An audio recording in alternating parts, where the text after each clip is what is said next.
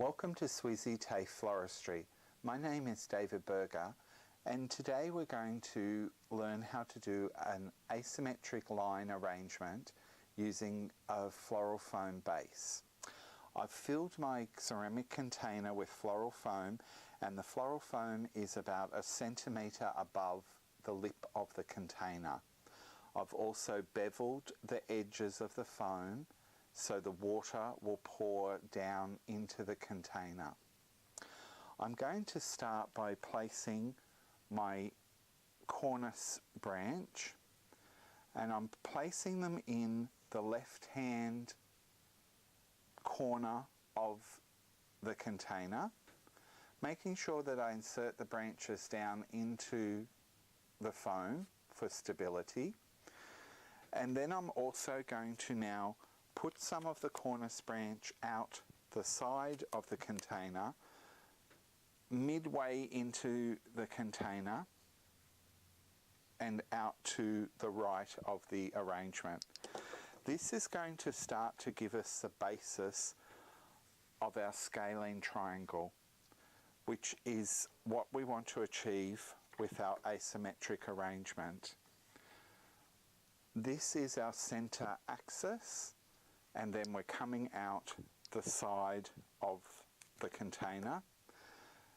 And what I'm doing is I've got a proportion of a 2/3 here and 1/3 out the side of the container.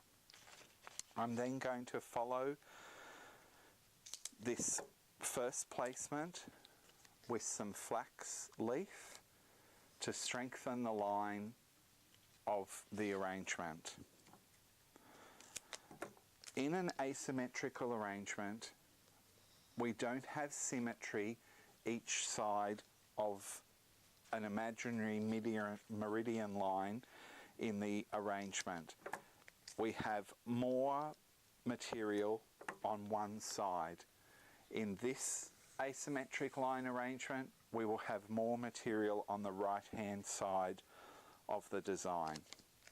So I've placed my cornice branch out on the side, and now I'm strengthening those primary placements with some of the flax leaf to bring the eye and the line straight out to follow our asymmetric line. I'm cutting down the base of the flax leaf and removing some of the material from the sides to allow a sharper insertion into the foam with the mid section of the flax. I'm now creating my asymmetrical line to fill in for the arrangement. I'm then going to further strengthen the placements of the line by placing some of the greeneries deeper in the base of the container, and also at the back of the container to add depth to our arrangement. We still want a profile on our arrangement and some depth within what we're making. So by placing the greens behind the flax leaf, this will give us a line of depth behind the arrangement. I'm going to continue on and add some more greens to give me the basis of the shape. To further strengthen our asymmetric line, I've placed some monstera leaf and some mountain moss in the design. We want to create a straight line on the side of our design, but we also want a small accent. So that's why I've placed some of the mountain moss on this side of the arrangement. I'm now going to follow the line that I've created by placing some support wired roses into my design.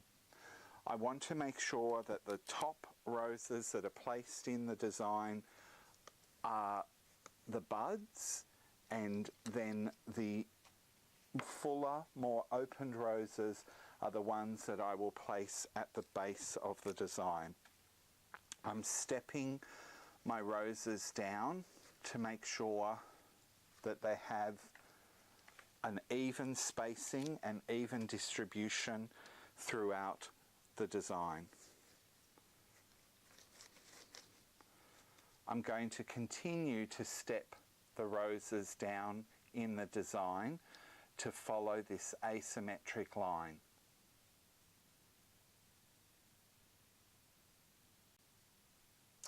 I've continued to stagger the roses down in the asymmetric line design, coming right down to the base of the container. I'm now going to start to come out onto what will be the right hand side of the arrangement, where we have our asymmetric point. The other thing to note is that as I've staggered the roses down in the design, I've also coming out to a point where there is a triangle formation coming down on the front of the design as well. We need to have depth in our design as well as the correct asymmetrical line in the design. I've now strengthened the asymmetrical line by finishing dressing the roses on the right hand side of the arrangement. I've kept the profile as well on this side, bringing the triangle completely down on a side profile as well. I'm now going to strengthen that side profile by adding some small pieces of the flax that have been reduced down in size and also had the treatment of the midrib applied to them, so insertion into the foam will be easier.